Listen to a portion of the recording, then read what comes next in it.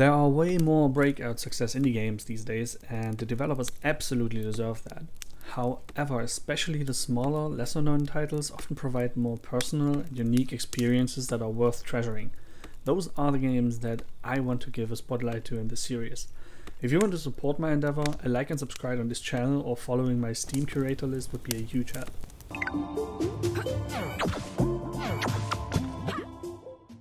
There are a lot of things I like about Double Cross. It's an action platformer with the unique premise of needing to save parallel worlds as part of an agency in charge of keeping the integrity of all parallel universes intact. Even if the level design is a bit on the simpler side sometimes, the game has some well-designed characters, intriguing story beats, some fun combat mechanics including a beat-em-up style combo system, and I really wanted to see it continue.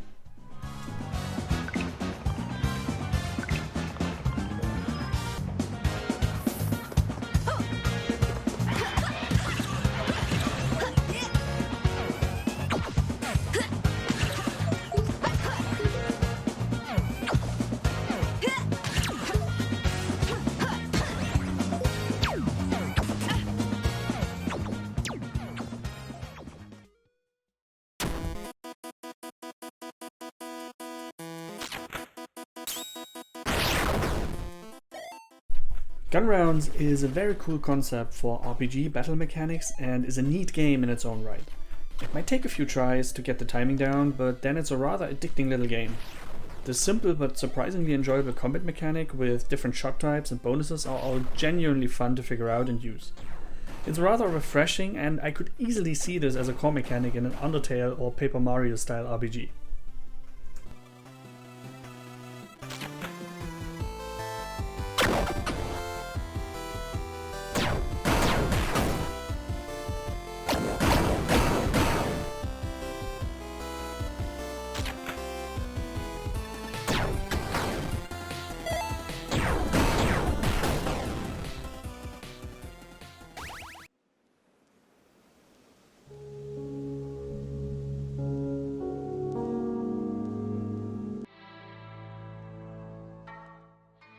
Kingdom Car is the video game equivalent of a surrealist short film exploring the meaning of your journey through life.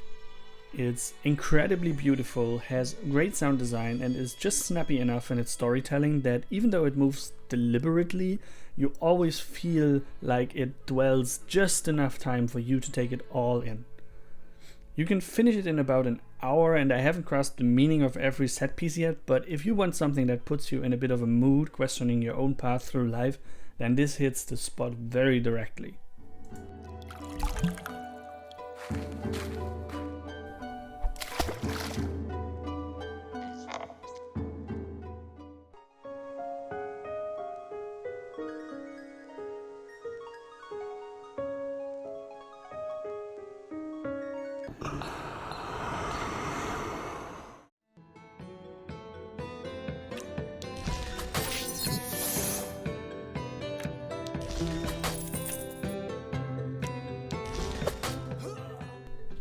Do not start Knights of the Card Table if you have anything to do in the next 2 hours. This is seriously addictive.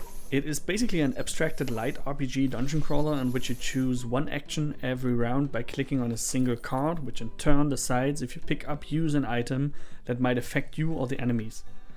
It is relatively easy, so everyone can play it, but despite looking seemingly simple, it offers just enough possibility and depth for strategic uses of cards to optimize your chances and rewards that really trigger that just one more turn syndrome. The graphics are delightful, and I love the pen and paper game master theme.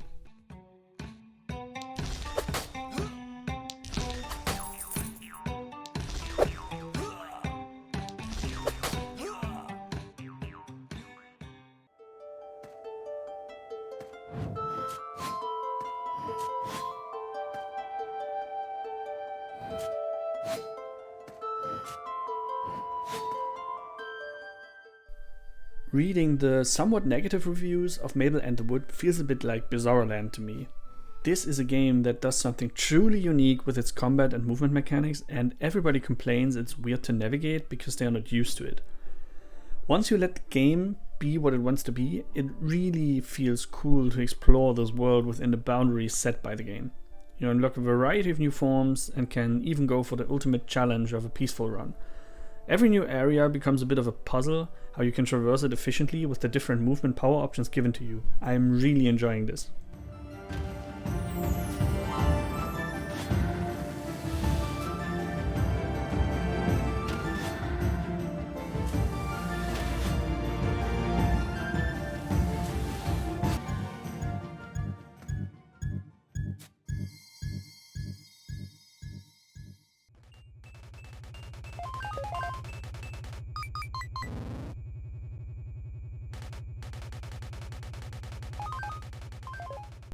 I was already ready to write off Mobius as a relatively simplistic platformer, but oh boy was I off by a mile. The game has some really cool tricks up its sleeve to make this more like a puzzle platformer where the slow and floaty physics actually end up being appreciated, and its ideas and level design make me want to push on just to see the next level. I don't want to give everything away, but even just the way the level turns around on itself, giving you a completely unique way to explore these environments, is an absolutely fantastic mechanic.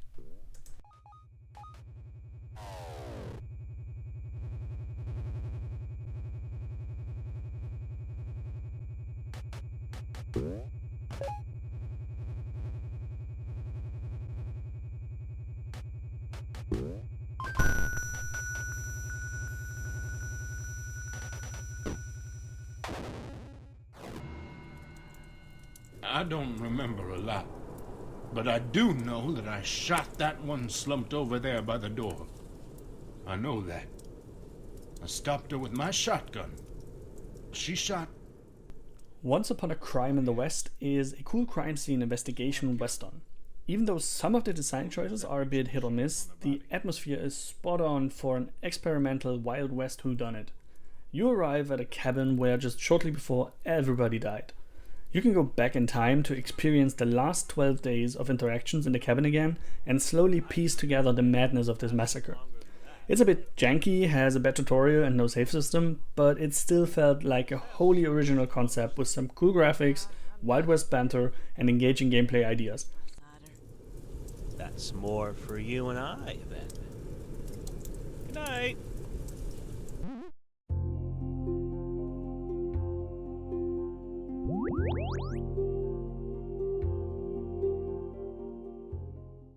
Polymute is a unique adventure puzzle game where you do not collect items, but forms of the plants and animals around you that you can transform into to solve puzzles. Need to get through a crack, turn into a worm. Need to get over the water, turn into something light for a frog to carry you over. The game seems simple, but quickly shows how much more content it's hiding once you get a few more forms and it becomes less obvious how to uncover any given secret. It has a lovely old school charm, and even if the controls are a bit frustrating, it's absolutely worth checking out.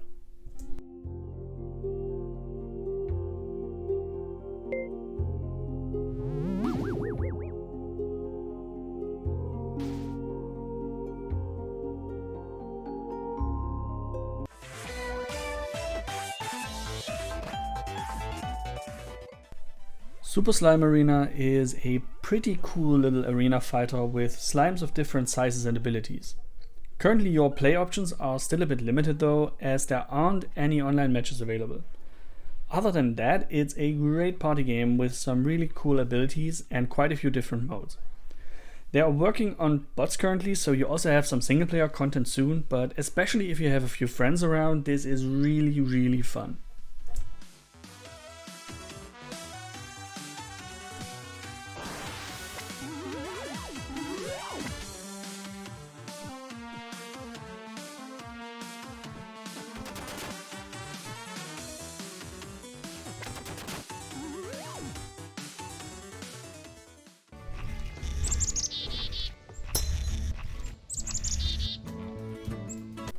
I have honestly no idea why Village Monsters is not more well known. It's a very relaxed town sim that plays like a mix of Animal Crossing's laid-back charm, Undertale's characters, and Harvest Moon's mechanics. What really gets me is how much effort and thought the developer put into every single one of these characters, making this a very wholesome and relaxing experience that you just want to go back to. You are the last human and live among monsters to fish, hunt, farm, spelunk, dig for treasure, search for the secrets of the world, and get to know an immeasurably adorable and likable cast of characters.